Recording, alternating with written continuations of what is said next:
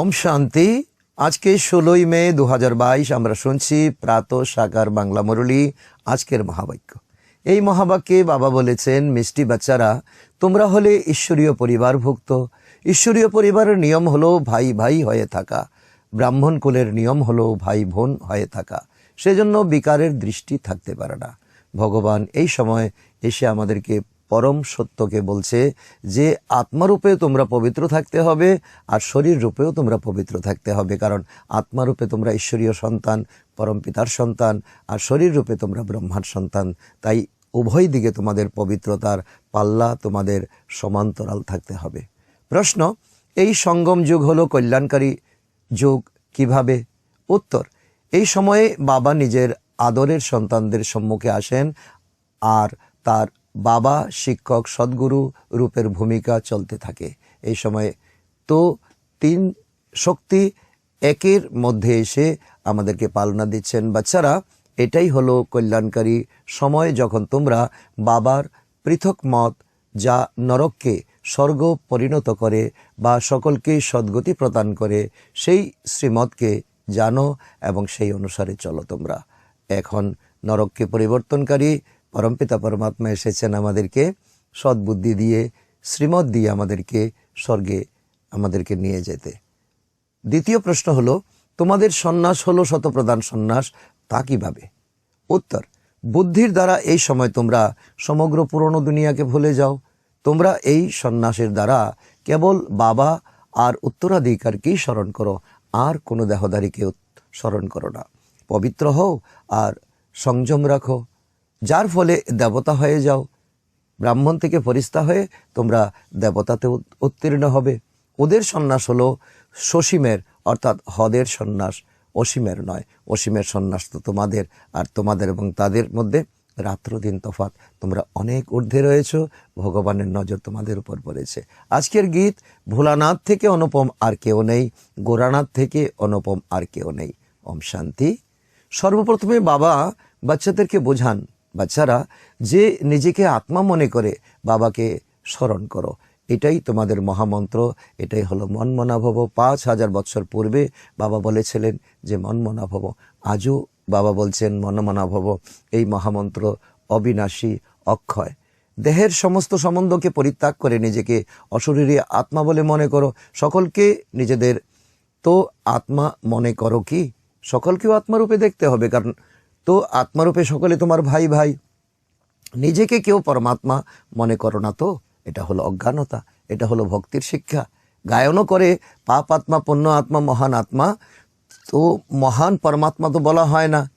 তো পরমাত্মা তো এক এবং সকল আত্মার থেকে ঊর্ধ্বে, সকল আত্মার সর্বশক্তিমান। আত্মা পবিত্র হলে শরীরও পবিত্র পাওয়া যায়। যেমন সোনা যদি পবিত্র হয়, খাঁটি হয়, তাহলে তার জেবরও, তার অলঙ্কারও অত্যন্ত খাঁটি হবে। খাদ আত্মাতেই তো জমা থাকে। বাবা এসে বাচ্চাদেরকে যুক্তি সহকারে বোঝান পবিত্রতার কতটুকু ইম্পর্টেন্স। এ তো অবশ্যই যে আত্মারূপে আমরা সকলেই হলাম ভাই ভাই, আর শরীরের সম্বন্ধে এলে আমরা ভাই বোন হয়ে গেলাম। এই সত্য দুনিয়ার কারো কাছে জানা নেই। এই সময় পরম পিতা এসে আমাদেরকে এই সত্য উদ্ঘাটন করছেন আর আমাদেরকে পবিত্রতার মার্গে চালাচ্ছেন। এখন কোনো যুগল বসে রয়েছে, তো এই কথা শুনছে, তো তাদেরকে যদি বলো নিজেদেরকে ভাই বোন মনে করো, তাহলে তারা রুষ্ট হয়ে যাবে।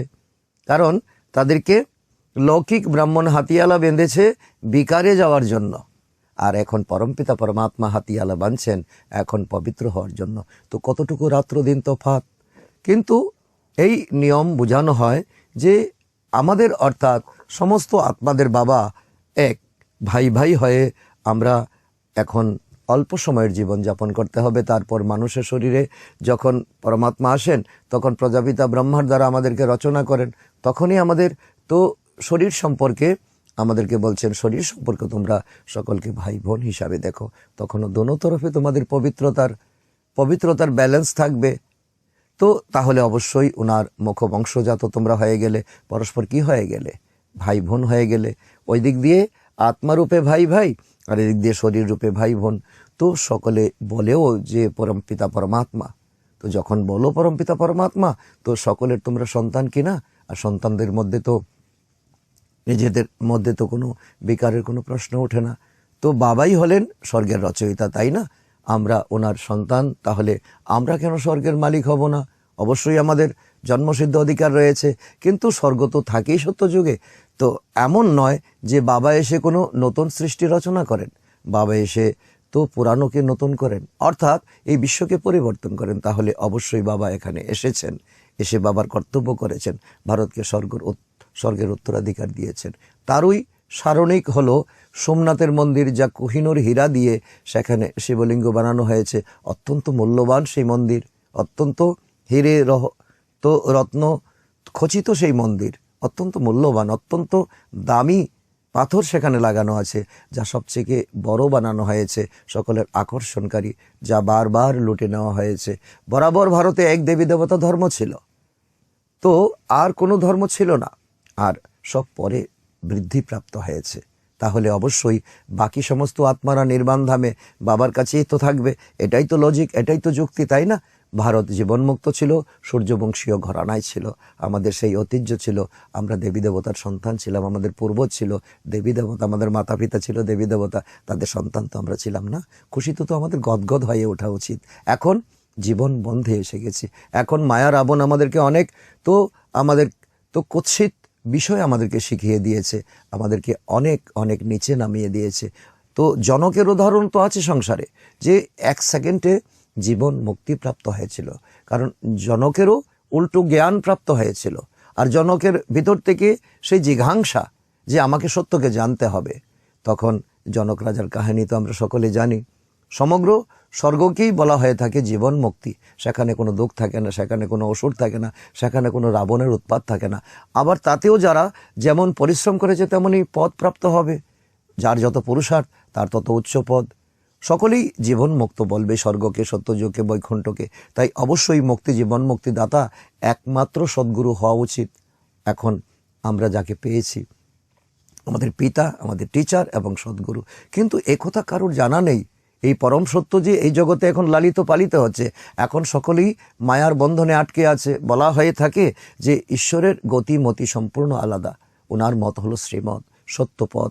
তিনি আসেন অবশ্যই এই সংসারকে মায়াজাল থেকে উদ্ধার করতে, কলিযুগ থেকে শতযুগে নিয়ে যেতে, তমপ্রধান থেকে শতপ্রধান বানাতে।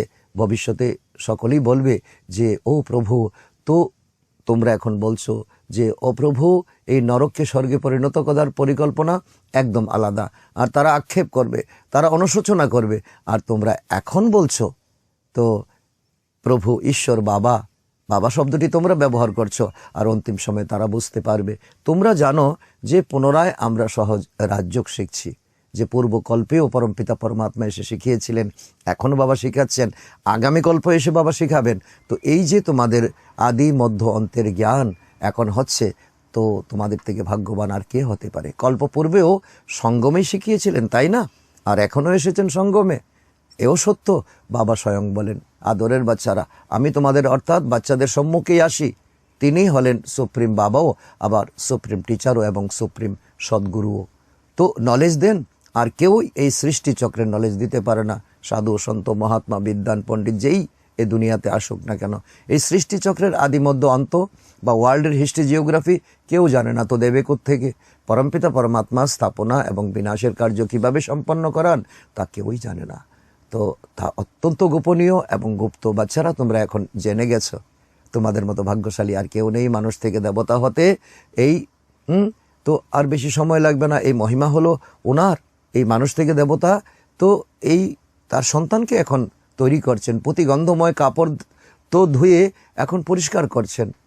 এখন প্রত্যেকেই নিজেকে জিজ্ঞাসা করো যে আমরা প্রতিগন্ধময় আছি নাকি পবিত্র হয়েছি। যার যার জীবন, যার যার তো অ্যাটিটিউড, তো মনোবৃত্তি এবং যার যার চিন্তা ভাবনাকে যাচাই করে দেখো, এখন কি পুরানো ভাবি আমরা আছি, না নতুন কিছু আমাদের জীবনে তো উত্থান হয়েছে, নতুন কিছু আমরা গ্রহণ করতে পেরেছি। এ হলো অকাল সিংহাসন, তাই না? অকাল মূর্তি, ওনার আসন কোথায়? এই পরমপিতা পরমাত্মা কোথায় কোথায় বসেন, কোথায় থাকেন? আমরা গানও রচনা করেছি। তো সিংহাসন ছেড়ে চলে আসো, আমরা অনেক দুঃখে আছি। তো সে তো অবশ্যই হলো পরমধাম বা ব্রহ্ম মহাতত্ত্ব, সেখানে তিনি থাকেন পরমপিতা পরমাত্মা, এটাই হলো ওনার সিংহাসন। আর এই জগতে না বুঝে এই দুনিয়াকে আমরা অনেক অনেক কিছুর সঙ্গে তুলনা করে তার সিংহাসনকে বানিয়ে দিয়েছি। তো আমরা আত্মারও ওখানেই থাকি, পরমধামে ছিলাম সেখানে। তো ওনাকে অকাল তখ্ত বলা হয়ে থাকে। তো এই পরমধামকে অকাল তখ্ত বলা হয়ে থাকে। তো ওখানে কেউ আসতে পারে না, যেতে পারে না। তো সেই সুইট হোমে আমরা থাকি ভাগ্যক্রমে, ভগবান আমাদেরকে নিয়ে যান, বাবাও সেখানে থাকেন, বাবার সঙ্গে বাচ্চারা তো থাকবেই। এ হলো তো সবচেয়ে বাস্তব নিয়ম। এছাড়া ওখানে থাকার জন্য কোনো আসন বা সিংহাসন ইত্যাদি নেই। বাস্তবে সিংহাসন বলা হয়, বাস্তবে সিংহাসন সেখানে কিছু নেই। বর্তমান দুনিয়ার মতো রাজ সিংহাসন, রাজগদ্দি, তো ওখানে তো অশরীরা থাকে, আত্মারা থাকে, তাই না? সেজন্য বোঝানো উচিত যে সেকেন্ডে জীবন মুক্তি প্রাপ্ত হয়, অর্থাৎ সুযোগ্য হয়ে ওঠে এই জ্ঞানের মাধ্যমে।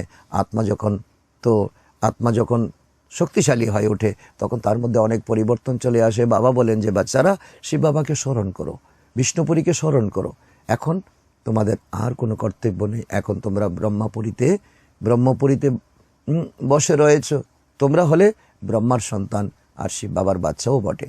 যদি নিজেদের ভাই বোন মনে না করো, তাহলে কাম বিকারে তোমরা পতিতগ্রস্ত হয়ে যাবে, অভিসম্পদ তোমাদের মধ্যে, তোমরা অভিশপ্ত হয়ে যাবে এবং তোমরা বিকারী হয়ে যাবে। এ হলো ঈশ্বরীয় পরিবার তোমাদের, এই কথাটুকু মনে রেখো।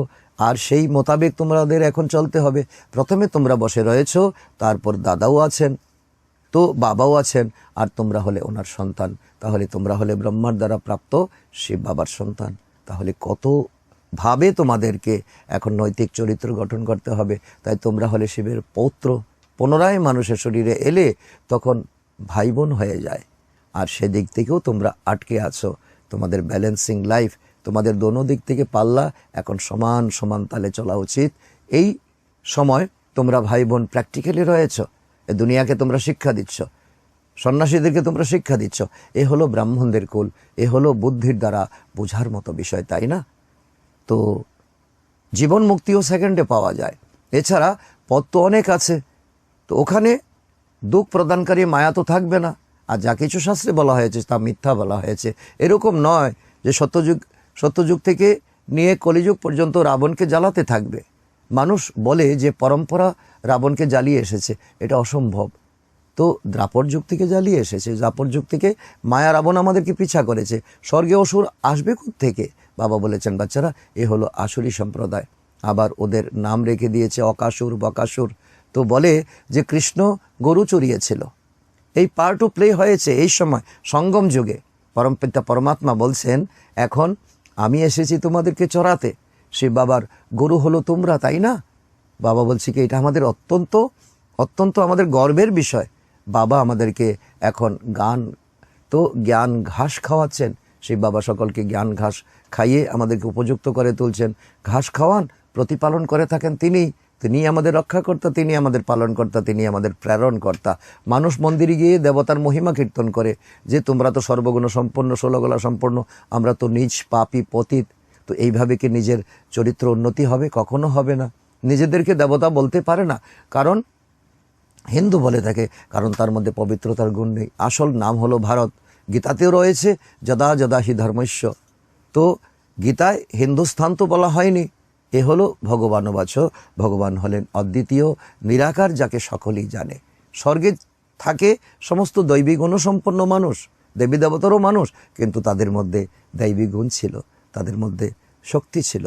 তাদেরকেই 84 জন্ম নিতে হয় ম্যাক্সিমাম, আর মিনিমাম তো অন্য আত্মাদেরকে, সাধারণ আত্মাদেরকে 1 জন্ম নিলেও চলে, তবে নিতেই তো হবে। তো এখন জন্ম নিল, এখন তো শরীর ছেড়ে চলে গেল, এটাও তো একটা আত্মার পার্ট হতে পারে। তাহলে অবশ্যই স্বর্গ থেকে নরকে আসবে, নিজেই পূজ্য, নিজেই পূজারী। বাবা তার ব্যাখ্যা আমাদেরকে বলছেন। আরও অর্থ আছে, তাই না? তো নাম্বার 1 পূজ্য হলেন শ্রীকৃষ্ণ। কৈশোর অবস্থাকে শতপ্রধান বলা হয়ে থাকে, বাল্য অবস্থাকে শত, যুব অবস্থাকে রজ, বৃদ্ধ অবস্থাকে তম বলা হয়। সৃষ্টিও দেখো তো এইভাবে বিভক্ত হয়ে আসছে, শত, রজ, তম। এই সৃষ্টিরও এই অবস্থা হয়। কলিযুগের পরে পুনরায় সত্যযুগে আসা উচিত। বাবা আসেনি সঙ্গমে, এসে ব্রহ্মার শরীরে প্রবেশ করে এখন আমাদেরকে উপযুক্ত করে তুলছেন। এ হলো অতি কল্যাণকারী যুগ। এরকম কোনো যুগে হতে পারে না। সত্যযুগ থেকে ত্রেতা এলে তাকে কল্যাণকারী বলা যাবে না, কারণ 2 কলা কম হয়ে গেলে তাকে কল্যাণকারী যুগ হিসাবে কিভাবে বলবে? তা তো 2 কলা কম হয়ে গেল, 14 কলা হয়ে গেল। তারপর দ্রাপর এলে তো আরও কলা কমে যাবে, তখন এই আর কল্যাণকারী যুগ তো রইল না। কল্যাণকারী যুগ হলো এই বর্তমান সময়ে, কলিযুগ পরিবর্তন হয়ে কলিযুগের শেষে সত্যযুগ আসার সময়, এই সময়টাকে যখন বাবা বিশেষভাবে ভারতকে আর সাধারণভাবে সকলকেই সদ্গতি করেন, পরমধামে নিয়ে যান।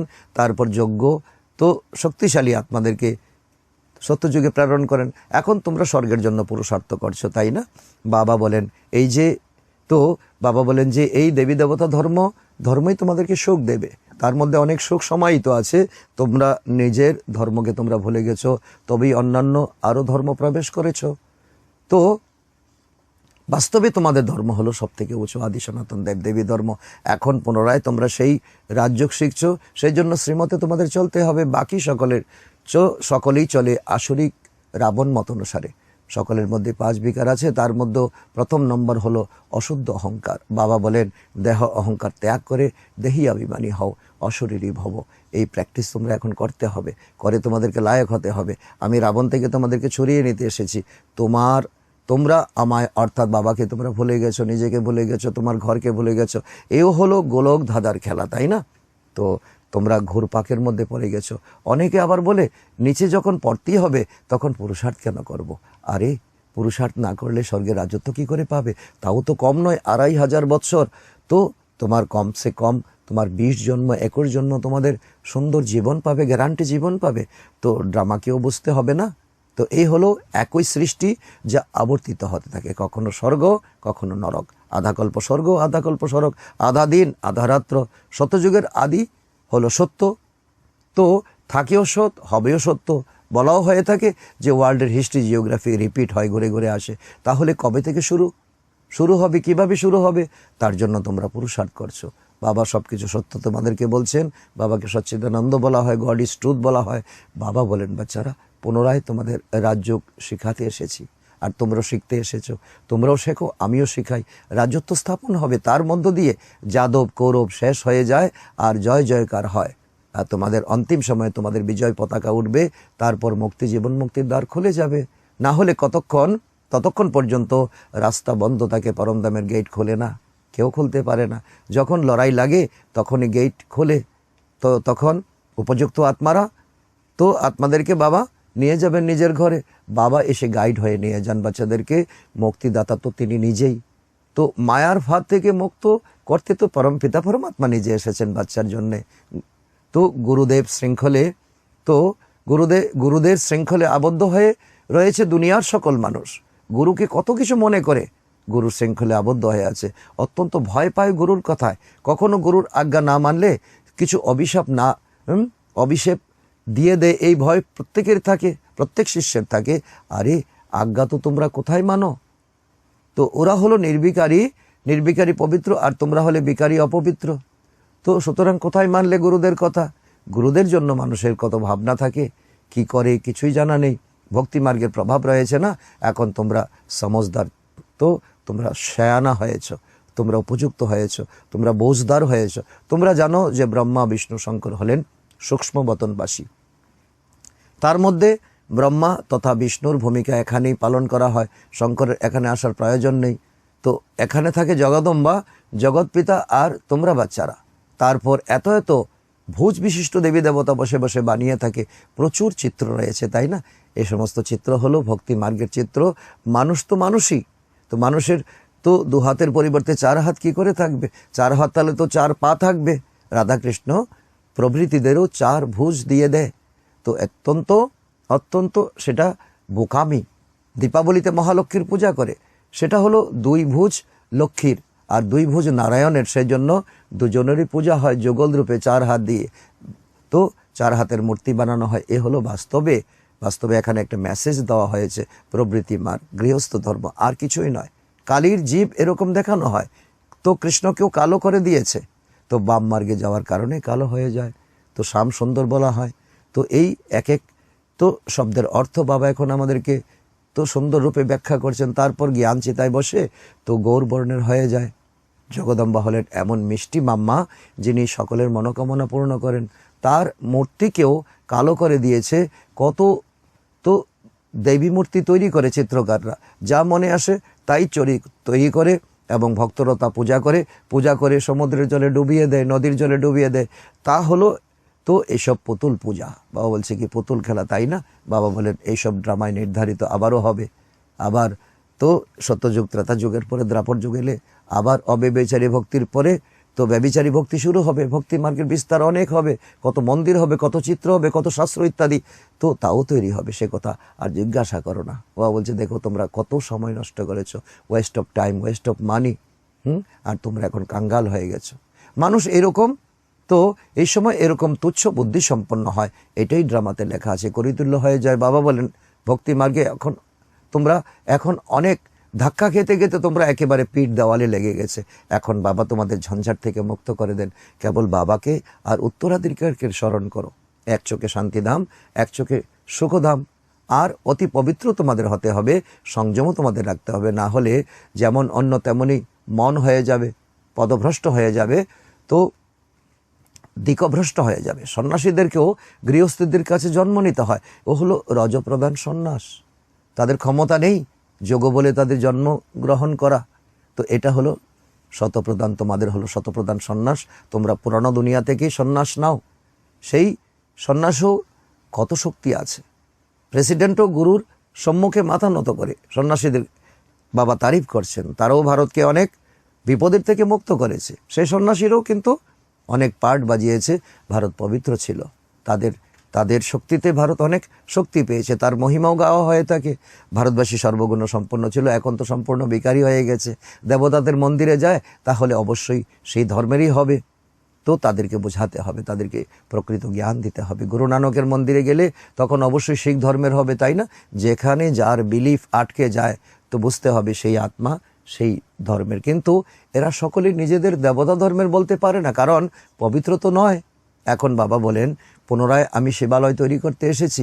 স্বর্গ কেবল দেবী দেবতারাই থাকেন, আর তোমরাই যাবে। তার জন্য তোমাদের বিলিফ এখন তৈরি হচ্ছে। এখন তোমরা শিক্ষিত হচ্ছে। পুনরায় এই জ্ঞান প্রায় বিলুপ্ত হয়ে যাবে। গীতা, রামায়ণ ইত্যাদি সব শেষ হয়ে যাবে। ড্রামা অনুসার পুনরায় আপন সময়ে আবার এগুলা তৈরি হবে। কত বোঝবার মতো বিষয়, তাই না? আর অজ্ঞানে কত অন্ধকারে আমরা পড়েছিলাম। এই পাঠশালাই হলো মানুষ থেকে দেবতা হওয়ার। মানুষ কিন্তু মানুষের সদ্গতি কখনোই করতে পারে না। অল্পকালের সুখ তো সকলেই একে অপরকে দিতে থাকে, ধন রত্ন ইত্যাদি ইত্যাদি।